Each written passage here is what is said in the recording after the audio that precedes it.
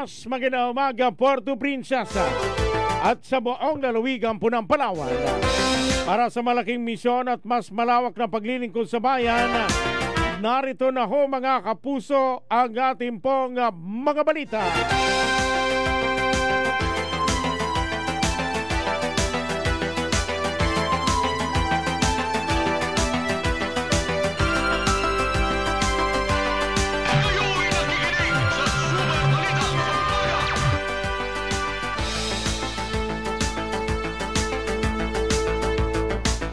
Tayo ho ay nakikipag-ugnayan ho sa Pag-asa Puerto Princesa.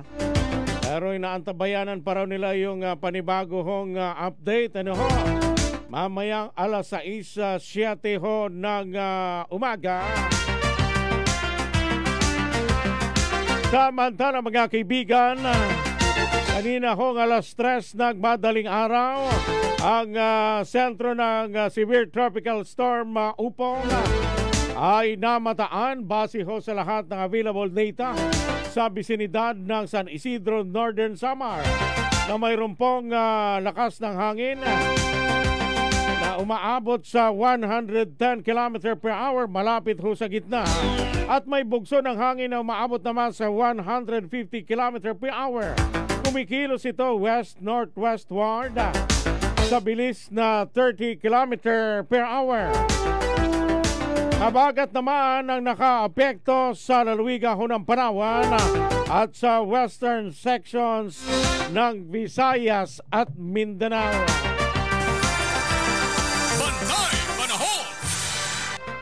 Nakikipag-ugnayan ho tayo sa Pag-asa dahil kagabi ay mayroon pong mga lugar sa bahaging norte ng ating pong lalawigan ang nilagay na ho sa storm signal number 1 at number 2. No ho?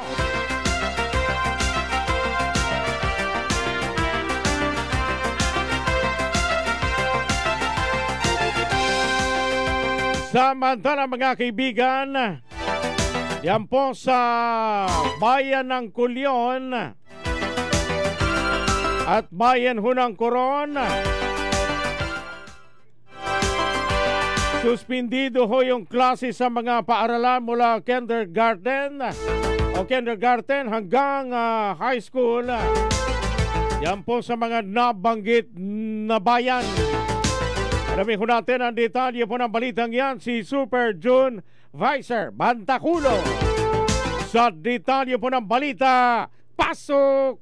Suspendido na ang klase sa mga pampubliko at pribadong paaralan sa bayan ng Coron, Culion at Busuanga ngayong araw, September 26, 2025, dahil sa banta ng bagyong Opong kung saan nakataas sa Calamian Islands ang tropical cyclone na warning signal number 2. Kaya't inaasahan malakas sa hangin at ulan. Nagdeklara ng kanselasyon ng klase ang LGU Coron batay sa rekomendasyon ng MDRRMC mula kindergarten hanggang kolehiyo sa mga pribado at pampublikong eskwelahan. Bukod dito, wala na rin pasok ang mga paaralan para sa lahat ng antas sa bayan ng Culion at sa bayan ng Busuanga. Ang aktibidad ng mga paaralan sa naturang munisipyo ay sinuspindi upang masiguro ang kaligtasan ng mga mag-aaral, guro, maging mga kawani na nagtatrabaho rito. Bukod maliban dito ay inanunsyo rin ng nasabing mga lokal na pamahalaan ang kanselasyon naman ng pasok sa mga pampublikong tanggapan. Pinapayo naman ang lahat na manatiling alerto, mag-ingat at magsubaybay sa mga susunod na opisyal na anunsyo mula sa LGU at MDRRMC. Ako si June Vicer Bantaculo ng GMA Super Radio Palawan. Dapat totoo. Alas 5:49 ho ng umaga mga kapuso. Samantala mga kaibigan, ito pong Philippine Coast Guard naglabas na ng no-seal policy sa lahat ng sasakyang pandagat sa karagatan sakop ng Calamian Island dahil sa bagyong Upong. Super Radio Local News. Alamin ho natin ang detalye ho ng balitang yan, Super June Vicer Bantaculo. Sa detalye po ng balita, pasok! Nagpatupad na ng no-sail policy ang Coast Guard, Philippine Coast Guard sa lahat ng uri ng sasakyang pandagat sa karagatang sakop ng Linapakan, Busuanga, Culion at Coron dahil sa dambuhalang ano na epekto ng bagyong Opong. Batay sa Sea Travel Advisory number 1 ng Coast Guard Station Northeastern Palawan, suspendido ang paglalayag at pagpapalaot ng mga mangisda, lalo na ng mga maliliit na bangka sa Calamian Island, kaya't kansilado rin ang pagsasagawa ng mga island hopping activities. Nagpaalala naman ng PCG sa mga boat operators na antayin ang mga panibagong abisong ilalabas ng Philippine Coast Guard. Ako si June Vicer Bantakulo ng GMA Super Radio Palawan. Dapat totoo. Alas 5:50 ho ng umaga. Natabayan ho natin yung magiging update ho ng Pag-asa, mga kapuso, dahil sa lumabas kaninang alas 2 ho ng umaga, yung pong Setyembre 26 at kagabi, mga kapuso, ang Calamian Islands, ang nabibilangan ho ng bayan po ng Busuanga, Coron, Culion, Linapacan ay nasa signal number 2 na ho. At yung Cuyo Islands sa northern portion of mainland Palawan, El Nido, Taytay, Dumaran at Araceli, Palawan ay nasa signal number 1. So inaantabayan ho natin dahil kung ating pong titingnan, doon pong inilabas ho ng PRSD, DOST Pag-asa ay habagat lang yung pong naka-apekto dito po sa ating pong lalawigan. Alas 5:51 na ho ng umaga, mga kapuso. Superadyo, Puerto Princesa, DYSB. Ito ang balita. Samantala, punta ko natin ang balita mula kay Super Rod Evangelista. Ito pong Mobile Health Services at Coconut Farmers and Development Plan Caravan isinagawa daw ho kahapon dyan po sa bayan po ng Rojas. Super Radio Local News. Si Super Rod Evangelista sa detalye po ng balita. Pasok! Nagsagawa kahapon ng Mobile Health Services at Coconut Farmers and Industry Development Plan o CFIDP Caravan ang Department of Agriculture at Philippine Coconut Authority sa bayan ng Rojas, Palawan. Layunin ng programa na mailapit ang serbisyong medikal at iba pang mahalagang impormasyon sa mga magsasaka ng niyog sa bayan ng Rojas bilang bahagi ng CFIDP. Kabilang sa mga pinagkaloob na serbisyo ang doctor's consultation, laboratory services at ibang health-related programs upang masiguro raw ang kalusugan at kapakanan ng mga magsasaka, ganun din ang kanilang mga pamilya. Bukod sa lokal na pamahalaan ng bayan ng Rojas at ng pamahalaan panlalawigan ng Palawan, suportado rin ng iba't ibang ahensya ng pamahalaan ng programa, kabilang ang PhilHealth, Department of Trade and Industry o DTI, Department of Health, Development Bank of the Philippines at iba pa. Ito'y bilang patunay umano ng sama-samang pagkilos para sa mas malusog at mas maunlad na komunidad. Samantala, nanawagan naman si Mayor Pedro Sabando na sama-sama raw pangalagaan ng kalusugan ng mga magsasaka dahil sila raw ang haligi ng industriya ng niyog na isa sa mga pangunahing pinagkukunan ng ikabubuhay ng mga taga-Rojas. Ako, si Rod Evangelista ng GMA Super Radio Palawan, dapat totoo. Mga kaibigan, ng tamang oras sa Pilipinas, alas 5:53 na ho ng umaga. Department of Health itinaas ang Code White Alert ilang paghahanda sa maapektuhan ng Bagyong Upong. Alamin ho natin ang detalye ng balitang yan. Balikan ho natin si Super June Vicer Bantacudo sa detalye ng balita. Pasok! Itinaas ang Department of Health ang White Alert bilang paghahanda sa paglandfall ng Bagyong Upong. Sa ilalim ng Code White Alert, ang DOH Operation Center maging sa mga munisipyo at sa lalawigan ng Palawan at iba't ibang rehiyon ay naghahanda ng mga gamot, kagamitang medikal at mga health emergency response team para sa mga apektuhan ng bagyo. Iminungkahi ng kagawaran ng anumang mga emergency ay maaari mong itawag sa nationwide 911 emergency hotlines kaugnay ng paghahandang utos sa ng Pangulong Bongbong Marcos na tinatayang paglandfall ng Bagyong Upong sa bansa ngayong araw September 26, 2025. Ako si June Vicer Bantaculo ng GMA Super Radio Palawan. Dapat totoo. Alas 5:55 na ho ng umaga.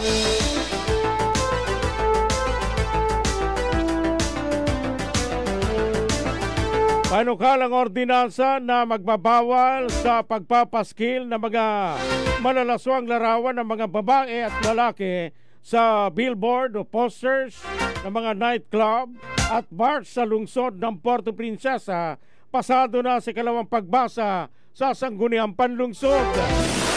Super Radio Local News. Alamin natin ang detalye po ng balitang yan. Super Rod Evangelista, pasok!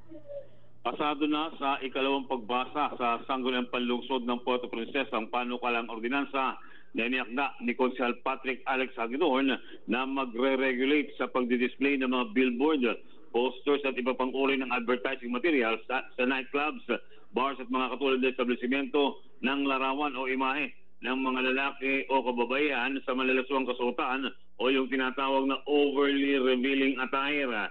Layunin ng panukalang ordinansa ni Konsehal Hagedorn na maiiwas ang publiko, lalo na ang mga kabataan sa impluensya ng malalaswang tanawin na niya ay paglabag sa public moral and decency.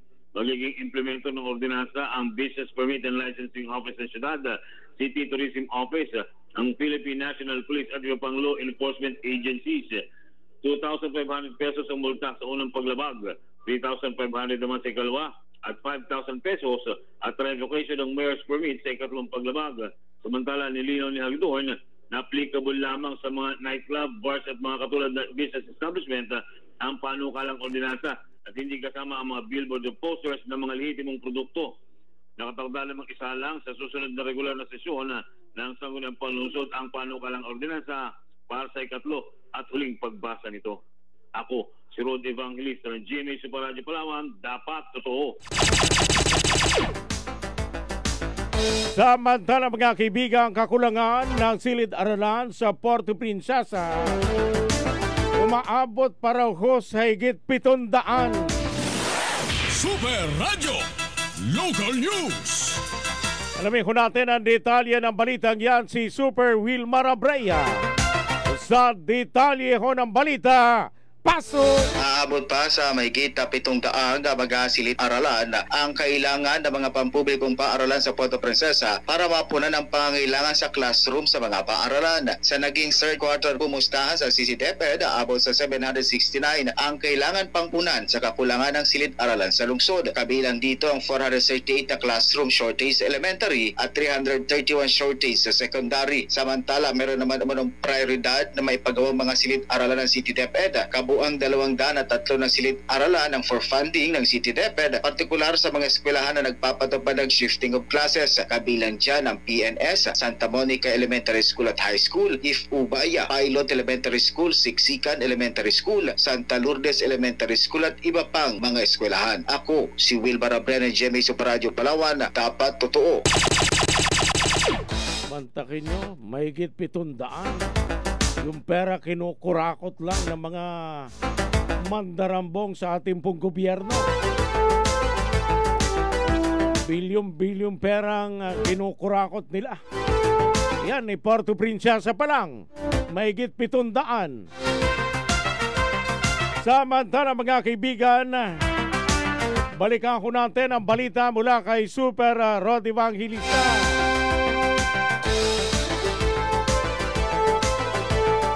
Resolusyon ng Sangguniang Panlungsod ng Puerto Princesa nahihiling sa City Information Office na magsagawa ng malawakang information dissemination campaign patungkol sa real property tax amnesty. Pinirmahan na ni Mayor Lucy Bayron. Super Radio Local News. Alamin ko natin ang detalye ng balitang yan na Super Rod Evangelista. Sa detalye ng balita, pasok! Pirmado na ni City Mayor Lucy Bayron ang resolusyon ng Sangguniang Panlungsod ng Puerto Princesa na mag-aatas sa City Information Office na magsagawa ng malawakang information and dissemination campaign may kinalaman sa real property tax amnesty. Kabilang dito ang penalties, surcharges at interest mula sa mga hindi nababayarang buwis ng mga arerang di natitinag o real property. Ito bilang pagsunod sa provision ng Republic Act No. 12001 o ang Real Property Valuation and Assessment Reform Act at ang implementing rules and regulations nito. Naniniwala kasi ang mayakda ng resolusyon na si Vice Mayor Jimbo Maristela na marami pa sa mga may-ari ng real property ang hindi alam ng Republic Act number 12001 at ang patungkol sa amnestiyang ipinagkakaloob ng pamahalaan.